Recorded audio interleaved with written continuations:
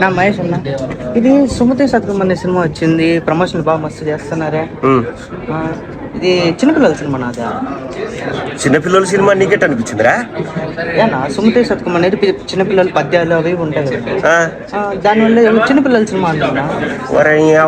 చిన్నపిల్లలు చదువుకుంటే పద్యాలని పేరు పెట్టామని చెప్పి సుమతి శతకం అంటే చిన్నపిల్లల సినిమా కాదు, ఇది పెద్దోళ్ళ సినిమా. దీంట్లో లవ్ స్టోరీ ఉంటది, చాలా ఉంటది.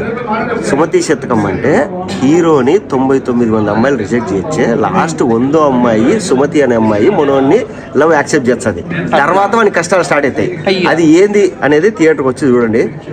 ఫ్యామిలీ మొత్తం చూసే సినిమా ఇది, చిన్నపిల్లల సినిమా కాదు. అందరూ ఇంట్లో పెద్దోళ్ళు పిల్లలు అందరూ చూసే సినిమా. ఖచ్చితంగా February 6th వచ్చి చూడండి. అయినా ఒకటి 99 మంది ఎందుకు రిజెక్ట్ చేశారు అన్నీ నేనే చెప్తా.